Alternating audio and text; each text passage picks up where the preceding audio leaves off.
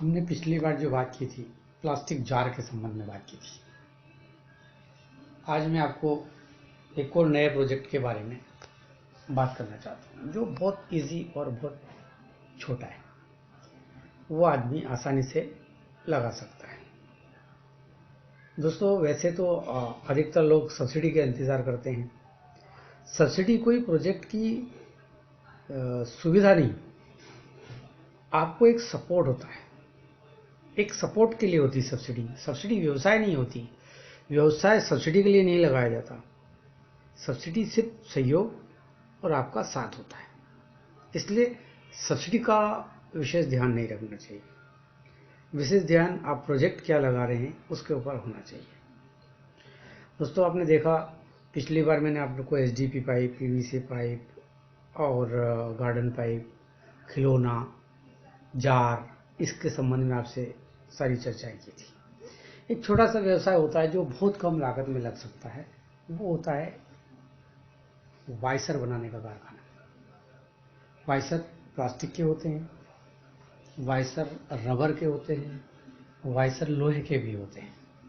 अब ये जो वाइसर का कारखाना है, ये मुश्किल से आपको अच्छा बड़े पैमाने पे भी अगर चलाना चाहो, बहुत बड़े पैमाने पे जिसमें आप बाजार में, मार्केट में पूरा कंपटीशन कर सकते हैं, तो वो मुश्किल से 1 CR 1 करोड़ के अंदर उस प्रोजेक्ट को बढ़िया तरीके से आप मार्केट में कर सकते हैं। साथ में जब उसको आप करेंगे तो आप बड़ी बड़ी कंपनियों, मल्टीनेशनल कंपनियों के साथ भी टाई अप कर सकते हैं। जैसा है बाहर की कंपनियां आई है, उनको भी इस चीज़ की आवश्यकता होती है और वो खुद इस चीज़ का निर्माण नहीं करते हैं। और आयसर बहुत बड़ा प्रोजेक्ट है, हुंडा, हीरो, मारुति, ये एक बहुत बड़ा बड़ा प्रोजेक्ट है जो आप इनके साथ टाई अप कर सकते हैं सिर्फ 1 CR के प्रोजेक्ट में। लेकिन अगर आपकी कैपेसिटी उतनी नहीं है तो इस प्रोजेक्ट को आप बहुत छोटे स्तर पे भी कर सकते हैं। मुश्किल से 10 लाख के अंदर चालू हो जाता है। आप 2,500 से 3,000 स्क्वायर फीट जगह आपकी हो, जिसमें आप स्क्रैप डंप कर सकें, कच्चा माल रख सकें, बना हुआ माल की बोरी जमा सकें, सफाई हो सके, इस टाइप से तो आपको 3,000 स्क्वायर फीट जगह बहुत है। 1,000 स्क्वायर फीट का शेड होना चाहिए, जिसमें सिर्फ प्रेस मशीन की आवश्यकता है और एक कटिंग मशीन की आवश्यकता है। बहुत ज़्यादा इसमें वो आवश्यकता नहीं होती और मुश्किल से 15 HP का लोड होता है। आप इसको लगा सकते हैं 1,000 स्क्वायर फीट में। और वो जो प्रेस मशीन होती है, आपने देखा होगा स्क्रैप में कुछ पट्टियाँ मिलती है, कटा हुआ लोहा मिलता है, बहुत सारा स्क्रैप टाइप का आता है। बस आपको वो परचेस करना है और उसी में वो जो प्रेस से वाइसर फटाफट फटाफट वाइसर बनने लगती है। और ये बहुत बड़े पैमाने पे, लोग भी इसमें ज़्यादा नहीं लगते हैं। एक मशीन पर एक आदमी काम कर सकता है, एक हेल्पर, 3 कारीगर आराम से इस प्रोजेक्ट को 10 लाख रुपए का ग्रॉस प्रॉफिट ईयरली कर सकता है। इतना बढ़िया प्रोजेक्ट मैंने बताया 10 लाख के अंदर ही चालू हो जाएगा। एरिया बहुत कम होता है। अगर आपने ये इंडस्ट्रियल एरिया में लगाया तब तो आपको बहुत ज़्यादा फायदा होगा, क्योंकि जब भी आदमी इंडस्ट्रियल एरिया में लगाता है तो इंडस्ट्रियल एरिया में सुविधाएं सब मिल जाती है। कारीगर मिल जाते हैं, हेल्पर मिल जाते हैं, बिजली मिल जाती है, ट्रांसपोर्ट मिल जाता है और कम लागत में ये चीज़ें वहाँ उपलब्ध हो जाती हैं। लेकिन वही चीज़ें अगर आप अलग स्पेशल लगाना चाहते हैं तो उसमें थोड़ा सा लागत ज़्यादा आती है। पर ये आप मार्केट में भी लगा सकते हैं, शॉप में लगा सकते हैं, घर पे अगर आपका स्टोरेज हो उस टाइप का हो तो उसमें भी लगा सकते हैं। लेकिन अगर आपको व्यवसायिक बनना है तो इंडस्ट्री एरिया में अवश्य आना चाहिए दोस्तों।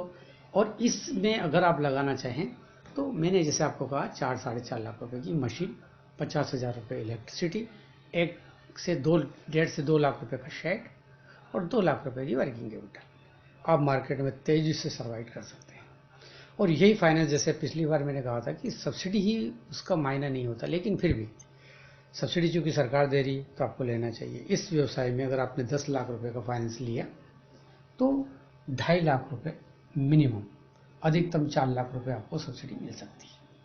उस सब्सिडी के आधार पर आप जो है कम से कम मशीन का जो लोन है उसका लोड कम कर सकते हैं, वो आपको जेब से नहीं देना होता है।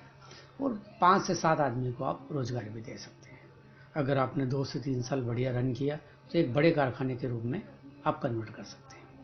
दोस्तों, जानकारियाँ बहुत सारी हैं और जितनी जानकारी मैंने अपने चैनल्स पे दी है होता है पर्याप्त आप लोग अगर समझना चाहते हैं तो। रीज़न मैं आपको बता दूं कि आप लोग मेरे इस चैनल को सब्सक्राइब नहीं करते, नहीं तो मैं जैसे आपको होता है 37 प्रोजेक्ट के बारे में मैंने स्कीम प्रोजेक्ट आदि मिलाकर 37 वीडियो इसके होंगे। वीडियो तो बहुत सारे होंगे, लेकिन इतने वीडियो स्वरोजगार योजना, गवर्नमेंट योजना, फ्लोर मिल्स, प्लास्टिक आइटम्स कैसे आप डाल सकते हैं, वो सारी चीज़ें मैंने इनको बताया है।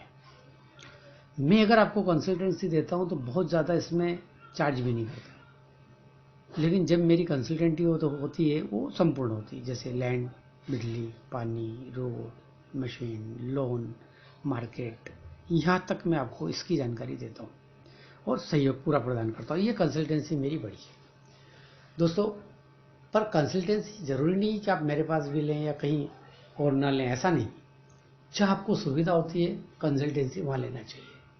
लेकिन एक वीडियो मैंने इसके पहले डाला है, शायद आपने देखा हो, कि कंसल्टेंसी जो देता है वो आपको जोड़ तोड़ करके प्रोजेक्ट बना करके तैयार करके आपको रोजगार पे लगा देता है। लेकिन कुछ लोग उसका काम होने के बाद या उसका काम खराब होने के बाद उसका दुरुपयोग करता है। उसका कंसल्टेंसी के साथ सहानुभूति की बजाय वो दुष्प्रचार करता है। अरे वो तो सब कर देगा, वो तो पेपर बना देगा, वो तो फर्जी है, ये शब्द का उपयोग करता है, जबकि आपका सहयोग करता है, फाइनेंस कराता है। और कोई भी डॉक्यूमेंट्स कभी भी कोई फर्जी नहीं होता। सिर्फ आपको पता नहीं है डॉक्यूमेंट कैसे बनता है, कंसल्टेंट वो काम करता है, नया कोई काम नहीं करता। लेकिन इस बात को समझना पड़ेगा। आप जब तक नहीं समझेंगे, पेपरों में भी वैसे ही छप जाता है। किसी मैंने अभी देखा था, एक कंसल्टेंट के बारे में छपा था जो मछली पालन के संबंध में था और फ्रॉड हुआ लिखा था। उसके बयान कहीं छपे, उसकी बात कहीं रखी गई, ऐसा नहीं। इसलिए दोस्तों, कंसल्टेंसी से कंसल्ट लेने के बाद उसके एहसान को जरूर माने। आज हमने ये छोटे से प्रोजेक्ट के बारे में बात किया है। ये बहुत छोटे छोटे प्रोजेक्ट हैं, हम बड़े प्रोजेक्ट के बारे में भी बात करेंगे। अगली बार हम बात करेंगे ऐसा ही वाइसर जैसा एक और छोटा प्रोजेक्ट है, जो अगली बार मैं आपको जानकारी दूंगा। नमस्कार। 15 अगस्त की आप सबको बधाई हो। जय हिंद, जय भारत।